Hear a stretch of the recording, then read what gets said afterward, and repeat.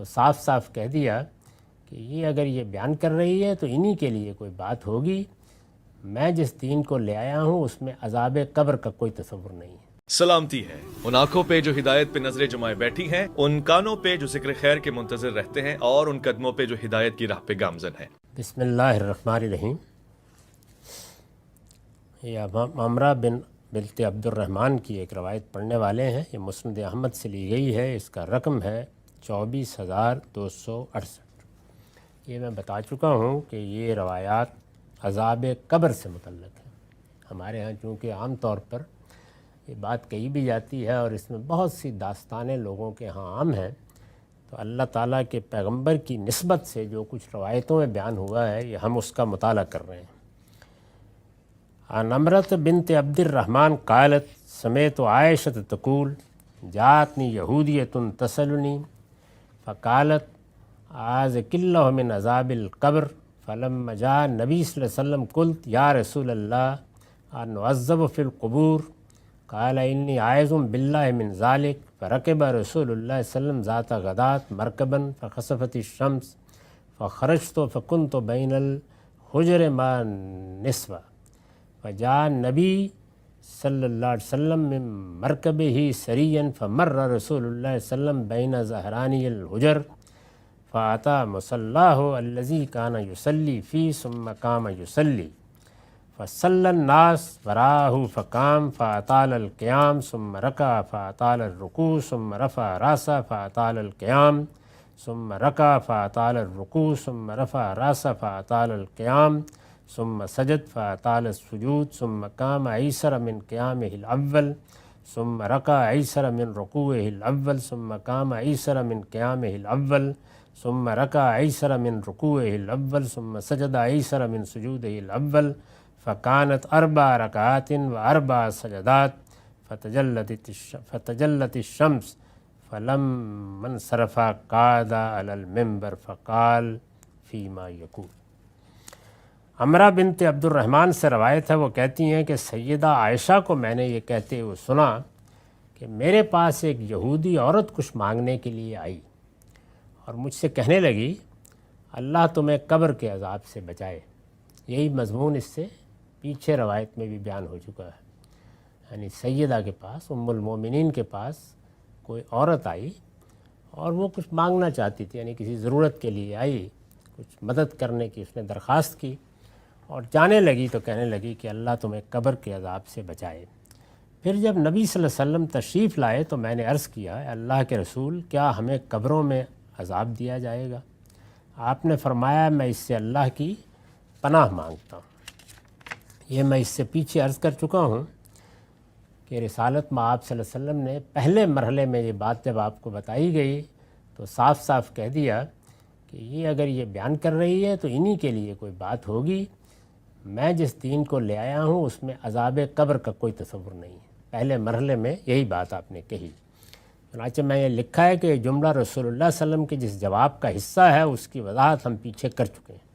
اس سے آپ یہ بھی سمجھ سکتے ہیں کہ جب راوی حضرات رسالت میں آپ صلی اللہ علیہ وسلم کے اس طرح کے واقعات بیان کرتے ہیں تو اس میں اسی طرح کی غلطیاں ہوتی ہیں جیسے ہم کسی چیز کو بیان کریں تو اس میں ہوتی ہیں۔ یہی جملہ، یہی گفتگو، یعنی ایک یہودیہ آئی ہے، اس نے ایک بات کہی ہے، یہ آپ دیکھیں گے کہ ایک روایت میں ہے تو اس میں ایک جملہ اس کا روایت کر دیا ہے، دوسرے میں دوسرا جملہ بھی آ گیا ہے، تیسرے میں تیسرا جملہ بھی آ گیا ہے، تو گویا یوں سمجھ لیجئے کہ اگر یہ سب ہمارے سامنے نہ ہوں تو بات کے کوئی معنی نہیں بنتے، لیکن سب کو جمع بنے تو پھر اس کے بعد کچھ تصویر بن جاتی ہے کہ کیا بات کہی تھی۔ تو یہ کہتی ہیں کہ میں نے عرض کیا اے اللہ کے رسول، کیا ہمیں قبروں میں عذاب دیا جائے گا؟ آپ نے فرمایا میں اس سے اللہ کی پناہ مانگتا ہوں۔ پوری بات یہ تھی جو میں نے آپ کو بتا دی ہے اور یہ دوسری روایتوں سے معلوم ہوتی ہے۔ بس یہ بات ہو گئی، نبی صلی اللہ علیہ وسلم نے اس کو نہیں مانا۔ پھر ایک دن کیا ہوا کہ رسول اللہ صلی اللہ علیہ وسلم سواری پر سوار ہوئے، اسی دوران میں سورج گرہن ہو گیا، یعنی کہیں غالباً جانے کا ارادہ ہوگا، تو سواری پر سوار ہوئے، دیکھا کہ سورج گرہن ہو گیا۔ میں بھی نکلی اور ابھی دوسری عورتوں کے ساتھ آپ کے حجروں کے درمیان ہی تھی، یعنی ابھی گھر سے نکلی ہی تھی کہ نبی صلی اللہ علیہ وسلم اپنی سواری سے اتر کر تیزی سے آئے۔ جہاں جانے کا ارادہ تھا آپ نے وہ ارادہ منسوخ کر دیا اور واپس آئے، تیزی سے آئے۔ پھر حجروں کے سامنے سے گزر کر رسول اللہ صلی اللہ علیہ وسلم اپنے مصلی کے پاس جہاں آپ نماز پڑھاتے تھے پہنچے۔ وہ لوگ جنہوں نے مسجد نبوی کو دیکھا ہے انہیں معلوم ہے کہ کیا اس کا نقشہ ہے، یعنی حجرے اس طرح سے ہیں اور ان کے پاس سے گزر ہی کر آپ یہاں اپنے مصلی تک پہنچتے تھے۔ آپ حجرے سے نکلیں تو تب بھی سیدہ فاطمہ کے حجرے کے ساتھ جو گلی سی بنتی ہے یا اس سے نکلیں، اس صورت میں بھی یہی ہوگا۔ باہر سے آئیں تو تب بھی حجروں کے سامنے سے گزرتے ہوئے جائیں گے۔ مسجد اس زمانے میں اسی طرح تھی، اب بھی کسی حد تک اس کا وہ نقشہ قائم ہے۔ تو آپ جہاں نماز پڑھاتے تھے وہاں پہنچے، پھر نماز پڑھانے کے لیے کھڑے ہو گئے، یعنی وہ کوئی نماز کا وقت نہیں تھا۔ آپ آئے، تیزی سے اترے اور نماز پڑھانے کے لیے کھڑے ہو گئے۔ لوگوں نے دیکھا تو وہ بھی آپ کے پیچھے نماز میں شامل ہو گئے۔ اللہ کا پیغمبر کھڑا ہو جائے گا تو ظاہر ہے ہر آدمی نماز میں شامل ہو جائے گا۔ یہ نماز اس طرح ہوئی کہ آپ دیر تک قیام میں کھڑے رہے، یعنی نماز میں جو عام نماز پڑھی جاتی ہے، ظاہر ہے کہ رسالت میں آپ صلی اللہ علیہ وسلم بڑے اعتدال کے ساتھ نماز پڑھاتے تھے۔ یہ فرض نمازیں ہیں، اس میں تو یہاں تک ہے کہ بعض اوقات کسی بچے کے رونے کی آواز آئی تو نہایت مختصر کر دیتے تھے۔ تو آپ دیر تک کھڑے رہے اور کافی دیر کھڑے رہنے کے بعد پھر آپ نے رکوع کیا، تو کافی دیر تک رکوع ہی کی حالت میں رہے۔ پھر رکوع سے اٹھے تو ایک مرتبہ پھر اسی طرح لمبا قیام کیا۔ جب ہم رکوع سے اٹھتے ہیں تو اس کو قوما کہتے ہیں نا، ایک تھوڑی دیر کا قیام ہوتا ہے، ہم کھڑے ہوتے ہیں اور پھر سجدے میں چلے جاتے ہیں، لیکن آپ کھڑے رہے، یعنی اس میں آپ نے رکوع کے بعد سجدہ نہیں کیا، لمبا قیام کیا اور پھر اس کے بعد رکوع کیا اور لمبا رکوع کیا، یعنی بڑی دیر تک رکوع میں پڑے رہے۔ پھر سر اٹھایا اور قومیں بھی دیر تک کھڑے رہے، یعنی پھر بھی سجدے میں نہیں گئے۔ دوبارہ رکوع کیا، نماز میں رکوع ایک ہی بار کیا جاتا ہے، دوبارہ کیا اور پھر کھڑے رہے۔ پھر سجدہ کیا اور کافی دیر تک سجودی میں رہے۔ پھر دوسری رکعت کے لیے اٹھے، یعنی یہ ایک رکعت اس طرح سے پڑھی، اس کے لیے اٹھے تو آپ کا قیام پہلی رکعت کی نسبت سے کم تھا، یعنی پھر لمبا قیام کیا لیکن وہ پہلی رکعت میں جتنا قیام کیا گیا تھا اس سے پھر بھی کم تھا۔ پھر آپ نے رکوع کیا تو یہ بھی پہلی رکعت کے مقابلے میں ہلکا تھا۔ پھر اٹھے تو قوما بھی اسی طرح پہلی رکعت کی نسبت سے مختصر تھا۔ پھر دوبارہ رکوع میں چلے گئے اور یہ بھی پہلی رکعت کے رکوع سے ہلکا تھا، یعنی یہ بار بار بتا رہے ہیں کہ یہ کوئی اس طرح کا رکوع نہ پہلا تھا نہ دوسرا تھا جیسے عام نمازوں میں ہوتا ہے، پہلی دفعہ بہت لمبا، اس دفعہ اس کے مقابلے میں ذرا کم تھا۔ پھر آپ نے سجدہ کیا تو یہ سجود بھی پہلی رکعت کی طرح لمبا نہیں تھا۔ اس طرح 4 رکوع اور 4 سجدے ہوئے، یعنی اس طرح سے آپ نے وہ نماز پڑھی۔ سجدے تو وہی 4 ہوئے، 2 ہی ہوتے ہیں، ایک رکعت میں 2، دوسری رکعت میں 2، لیکن رکوع 2 ہونے چاہیے تھے نا، تو اسی جگہ پہ 4 رکوع کیے اور بہت لمبے رکوع کیے۔ یہ صورتحال تھی۔ اب کیا ہوا، اور اسی دوران میں سورج بھی روشن ہو گیا، یعنی سورج گرہن کو آپ نے دیکھا، دیکھ کر جہاں جانے کا ارادہ کیا تھا اسے منسوخ کر دیا، واپس تشریف لائے، واپس آ کر اپنے مصلی پر کھڑے ہو گئے اور نماز، لوگوں کو آپ نے کچھ نہیں کہا، نماز پڑھنا شروع کر دی۔ لوگوں نے آپ کو نماز پڑھتے ہوئے دیکھا تو آپ نے اس طرح نماز پڑھی۔ یہی وہ نماز ہے جو سورج گرہن کے موقع پر حضور سے روایت ہوئی ہے۔ تو ان نمازوں کو، یہ جو سورج گرہن کی، چاند گرہن کے موقع پر پڑھی گئی ہیں، ان کو خسوف اور کسوف کی نمازیں کہا جاتا ہے۔ نفل نماز ہے، حضور نے پڑھی۔ اس میں یہ بھی بتا دیا کہ یہ جو ہماری نماز کی حیت ہے، مقرر کی گئی ہے نا ایک، یعنی ہم قوما کس طرح کرتے ہیں، قیام کس طرح کرتے ہیں، اسی طرح باقی تو جب بھی نماز پڑھی جاتی ہے ایسے ہی، لیکن اگر کسی موقع کے اوپر نفل نماز میں یہ طریقہ اختیار کر لیا جائے تو یہ کوئی ناجائز چیز نہیں ہے۔ اس میں کیوں کیا حضور نے یہ؟ تو اگر آپ غور کریں تو سورج گرہن ہے اور اس میں ظاہر روشنی جس نوعیت کی ہو جاتی ہے، اب حضور یہ چاہتے ہیں کہ اس وقت تک نماز میں کھڑے رہیں جب تک کہ سورج اس حالت سے نکل نہیں جاتا، یعنی یہ ہے۔ اس میں لمبا قیام کیا، جب دیکھا پھر بھی نہیں تو رکوع بہت لمبا کر دیا، جب دیکھا کہ ابھی بھی سورج گرہن ہے تو پھر قوما بہت لمبا کر دیا، اور جب یہ دیکھا کہ ابھی بھی سورج گرہن ہے تو پھر دوبارہ رکوع کر دیا۔ تو یہ گویا نماز کی حیت بالکل مختلف وجود میں آ گئی۔ تو اس طرح سے آپ نے یہ نماز پڑھی، اور اس نماز کے پڑھنے کے دوران میں، یعنی جب یہ اتنی لمبی پڑھی تو یہ اس وقت تک پڑھتے رہے یہاں تک کہ سورج روشن ہو گیا۔ اس طرح نماز پڑھ کر جب آپ پلٹے تو ممبر پر بیٹھ گئے اور ایک خطبہ ارشاد فرمایا۔ یہ خطبہ ہے جس میں پھر عذاب قبر سے متعلق کچھ بات ہوئی ہے، اس کو ہم اگلی نشست میں دیکھیں گے۔ یہاں اتنی بات سمجھ لیجئے کہ اس روایت سے ہمیں یہ معلوم ہوا کہ جو نفل نمازیں ہیں ان میں اس طرح سے آپ نے بار بار سجدہ کر لیا، بار بار رکوع کر لیا، لمبا قیام کر لیا، لمبا قومہ کر لیا، تو اس میں کوئی حرج کی بات نہیں ہے، یہ سب رسالت مآب صلی اللہ علیہ وسلم سے ثابت ہے۔ البتہ فرض نماز میں بالکل اسی حیت کی پیروی ہوگی، اسی طریقے کی پیروی ہوگی جو حضور نے عام طور پر قائم رکھا ہے۔ تو نفل نمازیں میری آپ کی اپنی نمازیں ہیں، ان کے معاملے میں اس طرح کی کوئی پابندی نہیں ہے۔ اللہ کو یاد کرنا ہے، البتہ رکوعی ہوگا، سجدہی ہوگا، قیامی ہوگا، اپنی طرف سے کوئی چیز ایجاد نہیں کی جائے گی۔ وآخر دعوانا الحمدللہ رب العالمین۔ بسم اللہ الرحمن الرحیم۔ ہم مسند احمد کی ایک روایت کا مطالعہ کر رہے ہیں جس کا رقم ہے 24,268۔ میں نے عرض کیا تھا کہ یہ پورا باب عذاب قبر کی روایتوں کا باب ہے۔ اس میں صبر کے ساتھ ایک تدریج کے ساتھ یہ سب روایتیں سننے کی ضرورت ہے، اس لیے میں بہت سی چیزوں کو قبل از وقت بیان نہیں کر رہا۔ اصول میں ہم یہ بتا چکے ہیں کہ جب بھی کوئی چیز رسالت مآب صلی اللہ علیہ وسلم سے اس طرح پہنچے گی، اس طرح پہنچے گی سے مراد کیا ہے؟ قرآن مجید اللہ کے پیغمبر نے ہم کو پہنچایا، بلاغ مبین کیا، ایک ایک شخص کے ہاتھ میں دیا، وہ اجماع اور تواتر سے منتقل ہو گیا، وہ اللہ کی کتاب ہے۔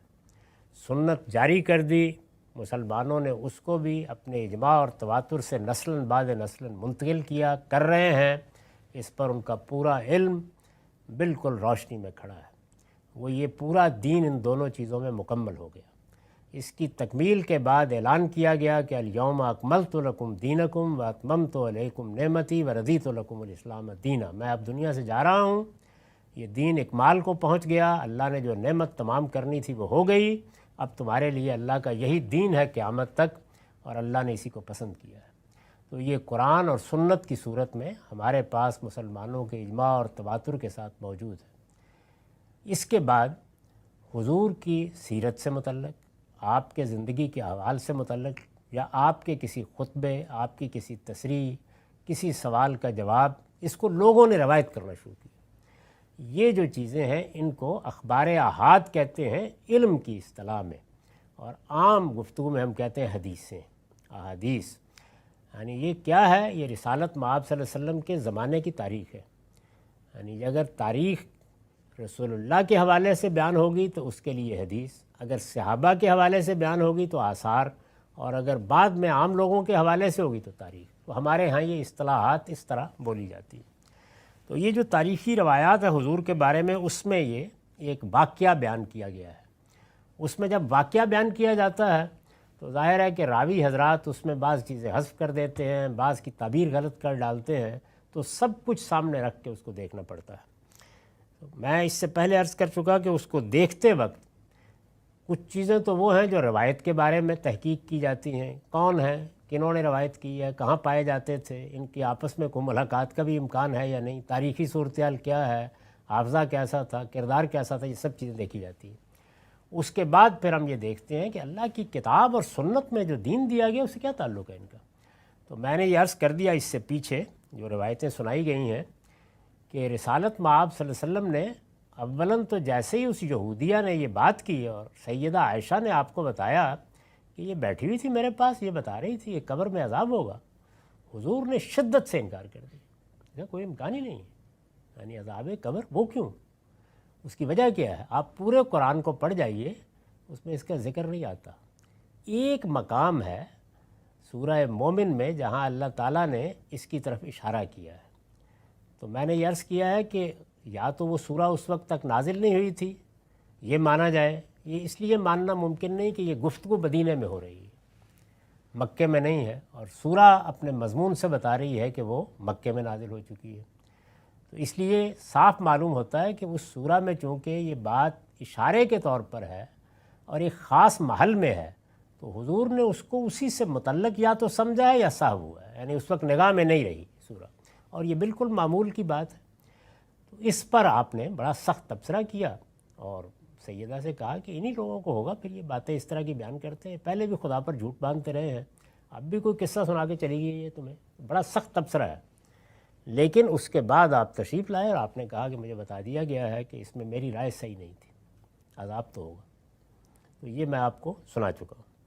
اب ظاہر ہے کہ قرآن مجید میں چونکہ یہ اشارہ موجود ہے، وہ کیا اشارہ ہے؟ وہ یہ ہے کہ فرعون پر اللہ کے پیغمبر موسیٰ نے حجت تمام کر دی، اس کے لیے دنیا ہی میں فرعون اور اس کے سرداروں کے لیے، آل فرعون جن کو کہا جاتا ہے، یہ میں یہاں توجہ دلا دوں، ویسے میں اس پر تفصیل سے گفتگو بھی کر چکا ہوں کہ سیدنا موسیٰ علیہ السلام کی بعثت اپنی قوم کی طرف تھی اور فرعون اور اس کے سرداروں کی طرف تھی۔ قبطی قوم یا مصری قوم کی طرف وہ مبعوث نہیں ہوئے، ان پر یہ ذمہ داری نہیں ڈالی گئی۔ تو آل فرعون پر دنیا میں عذاب آیا، اللہ تعالیٰ نے ان کو غرقاب کر دیا۔ ان کے بارے میں سورہ مومن میں یہ کہا ہے کہ اب وہ جہاں ہیں، یعنی ظاہر ہے کہ دنیا سے رخصت ہو چکے ہیں، وہ جہاں ہیں ان کا ٹھکانہ یعنی ان کا انجام کیا ہے؟ وہ آگ ان کے سامنے صبح و شام پیش کی جاتی ہے، یعنی ہیں تو وہ بھی سوئے ہوئے، لیکن ان کے سامنے ان کے ٹھکانہ صبح و شام پیش کیا جاتا ہے، اور اس ذہنی اذیت میں وہ اپنے شب و روز گزار رہے ہیں، یہاں تک کہ پھر اس نیند سے اٹھائے جائیں گے اور قیامت میں الی اشد العذاب، سخت ترین عذاب سے دوچار ہو جائیں گے۔ تو ظاہر ہے کہ یہ تو بتا دیا کہ ایک نوعیت کا ذہنی عذاب اس وقت بھی جاری ہے، لیکن فرعون کے بارے میں تو آدمی یہ خیال کرے گا کہ یہ غالباً کوئی اس کے لیے خاص معاملہ ہے جس کو بیان کیا گیا ہے۔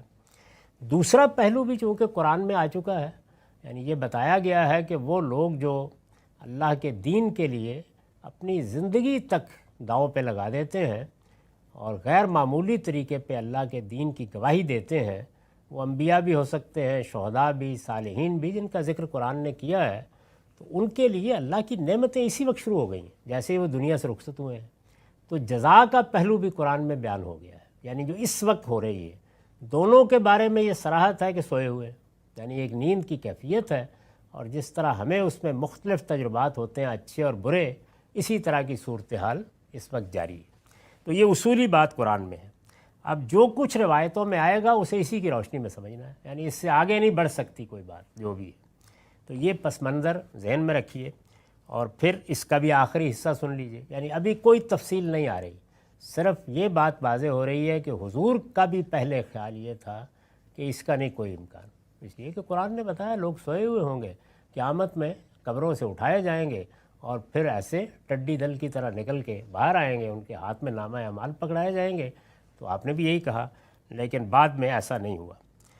تو یہ ایک خاص واقعہ بیان ہوا، اس کی میں تفصیل کر چکا ہوں کہ رسالت مآب صلی اللہ علیہ وسلم نے گرہن ہوا اور اس موقع پر نماز پڑھی، اور یہی تعلیم ہے آپ کی کہ جب دنیا میں کوئی بڑا واقعہ ہو تو کچھ نہیں کہا جا سکتا کہ اس کے پیچھے سے اللہ کی کیا چیز نمودار ہو جائے، تو اللہ سے توبہ و استغفار کرنی چاہیے، یہی تعلیم دی۔ تو آپ نے نماز پڑھی، اس نماز کی چونکہ کیفیت اس طرح کی تھی کہ اس میں بہت زیادہ رکوع کیے گئے، بڑا طویل قیام آپ نے کیا۔ آپ نے نماز پڑھی، لوگوں کو نہیں کہا، لوگ خود پیچھے آ گئے اور پڑھنے لگ گئے آ کے، اور اس کو آپ نے اس لیے طویل کیا کہ آپ کی یہ خواہش معلوم ہوتی ہے کہ جب تک سورج گرہن ہے میں پڑھتا رہوں گا۔ تو جب سورج گرہن ختم ہو گیا تو پھر آپ نے سلام پھیر دیا۔ اس سے ہمیں ایک بات یہ معلوم ہو گئی کہ جہاں تک ہماری نفل نمازوں کا تعلق ہے، اس میں اگر آدمی بار بار سجدے کرتا ہے، بار بار رکوع کرتا ہے، اٹھتا ہے، قیام لمبا کرتا ہے، تو یہ سب ٹھیک ہے، اس میں کوئی معنی نہیں ہے۔ فرض نمازوں میں البتہ اس حیت کو پوری طرح قائم رکھنا چاہیے جو حضور نے اس کے لیے مقرر کر دیے۔ یہ واقعہ بیان ہو گیا۔ آخر میں اب جو کچھ فرمایا ہے اس میں یہ ہے کہ خطبہ دیا، جب سورج گرہن ختم ہو گیا تو فلم منصرفہ قعد علی المنبر، اس کے بعد لوگ جمع ہو گئے ہوئے تھے، تو حضور ممبر پر بیٹھ گئے اور فرمایا انکم تفتنون فی القبور کفتنۃ الدجال ثم امرهم من یتعوذوا من عذاب القبر قالت فسمعته بعد یستعیذ باللہ من عذاب القبر وعنها فی لفظ ان النبی صلی اللہ علیہ وسلم کان یستعیذ باللہ من عذاب القبر ومن فتنۃ الدجال وقال انکم تفتنون فی قبورکم۔ اس کا ترجمہ یہ ہے کہ جب آپ پلٹے تو ممبر پر بیٹھ گئے اور خطبے میں جو کچھ ارشاد فرمایا اس میں یہ بات بھی تھی کہ تم لوگ قبروں میں اسی طرح آزمائے جاؤ گے، یعنی قبروں میں بھی ایک عذاب ہوگا جس طرح دجال کے فتنے میں آزمائے جاؤ گے۔ پھر آپ نے لوگوں کو ہدایت فرمائی کہ وہ قبر کے عذاب سے اللہ کی پناہ مانگا کریں۔ سیدہ کہتی ہیں کہ اس کے بعد نبی صلی اللہ علیہ وسلم کو میں نے قبر کے عذاب سے ہمیشہ اللہ کی پناہ مانگتے ہوئے سنا ہے۔ سیدہ ہی سے بعض طریقوں میں یہ الفاظ بھی نقل ہوئے ہیں کہ نبی صلی اللہ علیہ وسلم عذاب قبر سے اللہ کی پناہ مانگا کرتے تھے اور دجال کے فتنے سے بھی، اور آپ کا ارشاد ہے کہ بلا شبہ تمہیں قبروں میں آزمایا جائے گا۔ یعنی یہاں پر بھی کوئی ہمارے علم میں اس سے زیادہ اضافہ نہیں ہوا کہ جو پہلے آپ کی رائے تھی اس پر نظر ثانی فرمائی اور یہ کہا کہ نہیں ایسا ہوگا۔ اب ظاہر ہے کہ اس کا لازمی نتیجہ یہ ہے کہ یہ سمجھنے کی کوشش کی جائے کیسے ہوگا۔ یہ تو مطلب نہیں ہو سکتا کہ ہر پیر کو، ہر پیغمبر کو، ہر ولی کو، ہر عارف کو، ہر عامی کو لازماً عذاب دیا جائے گا۔ تو کیا حدود ہیں اس کے؟ تو اس پر ہم آئندہ نشست میں بات کریں گے۔ وآخر دعوانا الحمدللہ رب العالمین۔ بسم اللہ الرحمن الرحیم۔ ہم مسند احمد کی ایک روایت کا مطالعہ کر رہے ہیں۔ میں نے عرض کیا تھا کہ اس کا رقم ہے 24,268۔ اس میں ایک واقعہ بیان ہوا ہے جس کی تفصیلات پچھلی نشست میں سامنے آ چکی ہیں کہ رسالت مآب صلی اللہ علیہ وسلم نے چاند سورج گرہن کے موقع کے اوپر نماز پڑھائی۔ اس میں بھی ایک بڑی اہم چیز واضح ہوئی اور وہ یہ کہ نفل نمازوں کے معاملے میں کس کس چیز کی رخصت ہے۔ یعنی یہ رخصت تو نہیں ہے کہ نماز کے بجائے آدمی کچھ اور کرنا شروع کر دے، لیکن یہ معلوم ہوا کہ رسالت مآب صلی اللہ علیہ وسلم نے اس میں ایک رکوع کرتے ہم 4 رکوع کیے، اور کیا وجہ ہوئی وہ میں عرض کر چکا ہوں۔ یعنی آپ کے پیش نظر یہ تھا کہ آپ اس وقت تک نماز پڑھتے رہیں جب تک کہ یہ گرہن ختم نہیں ہو جاتا، اور اللہ سے دعا کرتے رہیں۔ غالباً یہی موقع ہے جب لوگوں نے یہ کہا کہ گرہن کے لگنے کی وجہ شاید یہ ہوئی ہے کہ رسالت مآب صلی اللہ علیہ وسلم کے چھوٹے صاحبزادے دنیا سے رخصت ہو گئے تھے، تو وہ خطبہ دیا آپ نے اس موقع پر اور یہ کہا کہ اس کا کسی کی موت، کسی کی حیات سے کوئی تعلق نہیں ہے، اس طرح کے توہمات سے الگ، وہ اللہ کی نشانیاں ہیں، آتی رہتی ہیں۔ اس طرح ایسے موقعوں پر دعا کرنی چاہیے۔ یعنی اس پوری کائنات میں جو کوئی بھی تغیر ہوتا ہے، جو تبدیلی بھی ہوتی ہے، اس میں اپنے لیے عافیت اور خیر مانگنی چاہیے کہ اگر کوئی تغیر پیدا ہوا ہے تو یہ خیر کے ساتھ گزر جائے۔ یہ تعلیم دی آپ نے، تو اس میں نماز پڑھی تو یہ واضح ہوا کہ فرض نماز میں تو آپ جو چیز بھی کریں گے وہ بالکل ٹھیک اسی جگہ رہے گی جہاں اللہ کے پیغمبر نے اس کو جاری کر دی ہے۔ وہ ایک سنت ہے، اس میں کوئی تبدیلی، کوئی تغیر نہیں ہو سکتا۔ لیکن نفل نمازوں کا معاملہ یہ نہیں ہے، تو اس پر میں نے جو نوٹ لکھا ہے وہ پھر سن لیجئے۔ اس سے معلوم ہوا کہ نماز کے ارکان نوافل میں بار بار دہرائے بھی جا سکتے ہیں۔ یعنی آپ کے اوپر ایک کیفیت طاری ہے، آپ نفل پڑھ رہے ہیں، آپ نے بار بار سجدہ کیا، آپ نے بار بار رکوع کیا، کوئی حرج کی بات نہیں، نفل نماز کر سکتے ہیں، حضور نے کیے۔ نبی صلی اللہ علیہ وسلم نے اس موقع پر یہ غالباً اس لیے کیا کہ نماز لمبی ہو اور دعا و انابت کے انہی لمحات میں سورج گرہن ختم ہو جائے، یہ پیش نظر تھا واضح۔ اس کے بعد خطبہ دیا اور اس میں آپ نے 2 چیزوں کا ذکر کیا، ایک یہ کہ دجال کے فتنے سے پناہ مانگے اور دوسرے قبر کے عذاب سے۔ تو یہ اصل میں قبر کے عذاب کی روایتیں ہیں، اس لیے دجال کے فتنے سے پناہ مانگیں، اس پر تو ہم مختصر بات کریں گے، اور جب وہ باب آئے گا تو اس کی تفصیلات ہوں گی۔ یہ عذاب قبر کی روایتیں ہم پڑھ رہے ہیں، تو اس میں جو چیز ہے وہ میں پہلے بھی عرض کر چکا کہ اللہ تعالیٰ نے جب اس دنیا میں ایک نظم بنایا جزا و سزا کا، تو اس میں وہ لوگ جن کی طرف اللہ کے رسول بھیجے جاتے ہیں، یہ بتا دیا ہے کہ ان کی سزا کی ابتدا، اگر وہ منکر ہوں، ان کی سزا کی ابتدا اسی دنیا سے ہو جاتی ہے۔ یعنی ان پر دنیا ہی میں عذاب آتا ہے، جس کی تفصیلات قرآن مجید میں قوم نوح، قوم عاد، قوم سمود کے بارے میں یہ بھی بتا دیا ہے کہ جس وقت وہ دنیا سے رخصت ہوتے ہیں تو فرشتے ان کا استقبال مجرموں کی حیثیت سے کرتے ہیں۔ اس میں قرآن میں آپ پڑھیں تو بہت سی جگہوں پر فرشتوں کی ان کے ساتھ گفتگو نقل ہوئی ہے جو وہ کرتے ہیں کہ کیا سوال پوچھیں گے، کیا کریں گے۔ پھر یہ بھی بتا دیا ہے کہ ایک ایسی حالت ان پر طاری کر دی جاتی ہے جس میں ان کا ٹھکانہ ان کو صبح و شام دکھایا جاتا ہے۔ فرعون کا اور آل فرعون کا ذکر کرتے ہوئے سورہ مومن میں یہ بات بتا دی ہے۔ تو اس سے ایک تصویر سامنے آ گئی کہ کیا چیز ہے جس کو عذاب قبر کہا جاتا ہے۔ یہاں پر بھی میں نے اس کی کچھ وضاحت کی ہے، اس کو سن لیں۔ اس میں لفظ استعمال ہوا آزمائے جائیں گے، یہ بالکل اسی طرح استعمال ہوتا ہے جس طرح ہم کسی مصیبت کے موقع پر کہتے ہیں آزمائش آ گئی، تو اصل میں یہ مصیبت کے معنی میں ہے۔ یہ آزمائش یا تکلیف ظاہر ہے کہ انہی کو ہوگی جو اس کے مستحق ہوں گے، یعنی فرمایا نا کہ تم قبروں میں اس امتحان سے گزرو گے، یہ مصیبت آئے گی قبروں میں، تو کن پہ آئے گی؟ یعنی میں نے عرض کیا تھا کیا پیغمبروں پہ آ جائے گی، کیا صالحین پہ آ جائے گی؟ انہی کو ہوگی جو اس کے مستحق ہوں گے۔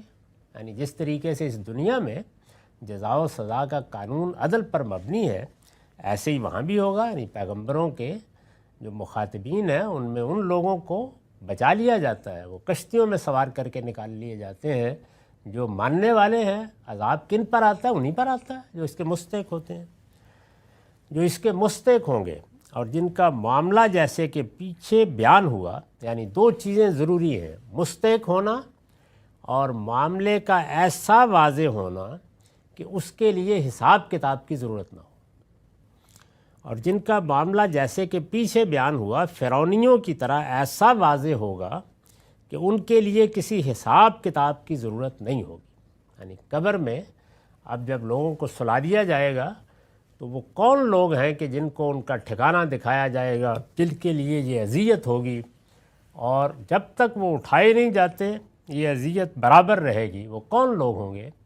تو معلوم ہوا کہ وہ لوگ ہوں گے کہ ایک تو وہ سزا کے مستحق ہوں گے، اور دوسرے یہ کہ ان کی سزا کے لیے یا ان کے جرائم کے لیے حساب کتاب کی ضرورت نہیں ہوگی۔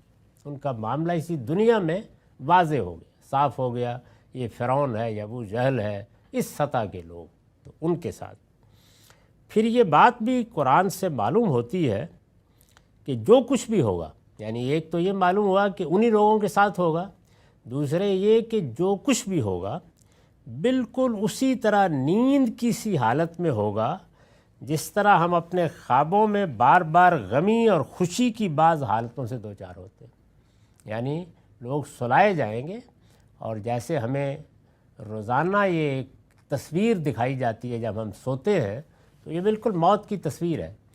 اسی طریقے سے جیسے ہم نیند سے اٹھتے ہیں تو نئی دنیا شروع ہو جاتی ہے ہمارے لیے، جب اس وقت اٹھیں گے تو ایک نئی دنیا میں آنکھ کھلے گی۔ اور جس طرح جب ہم سو جاتے ہیں تو زمان اور مکان دونوں سے ماورا ہو جاتے ہیں، یعنی اب وقت بھی ختم ہو گیا ہمارے لیے اور مکان کا شعور بھی ختم ہو گیا۔ اس میں معلوم نہیں کیا کیا دنیاؤں میں پھرتے رہتے ہیں، درا حالے کہ ہم سوئے ہوئے اپنے بستر پر ہوتے ہیں، اور کتنی دیر تک، چند منٹ بھی بعض اوقات ایسے لگتا ہے جیسے ہزاروں سال میں تبدیل ہو گئے ہیں، اور ہزاروں سال بھی چند منٹ میں گزر جاتے ہیں۔ تو یہ روز ہمیں بتایا جاتا ہے کہ ایسے ہوگا یہ سارا معاملہ جتنا بھی ہے۔ جس طرح ہم اپنے خوابوں میں بارہا غمی اور خوشی کی بعض حالتوں سے دوچار ہوتے ہیں۔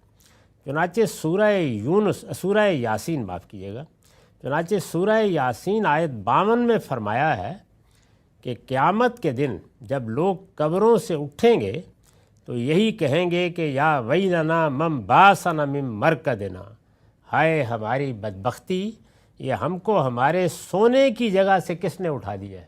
غور کیجئے تو برا خواب دیکھ کے اٹھیں یا اچھا، یہی کیفیت ہوتی ہے جب آنکھ کھلتی، یعنی اچھا بھی ہو تو آدمی یہی کہتا ہے کہ یہ کس نے بیدار کر دیا، یعنی ہم تو بڑے مزے میں تھے اور کیا چیزیں مل رہی تھیں۔ تو یہی ہوتا ہے۔ اس کے بعد اس روایت کے آخر میں دجال کے فتنے کا بھی ذکر ہے۔ تو میں نے عرض کیا کہ اس پر اس وقت تو تفصیلات بیان کرنے کی ضرورت نہیں ہے کیونکہ یہ باب الگ سے آئے گا، لیکن مختصر چیز یہاں بھی سن لیجئے۔ اس پر حاشیہ ہے، دوسری روایتوں سے واضح ہو جاتا ہے، یعنی یہاں صرف اجمالی ذکر ہے۔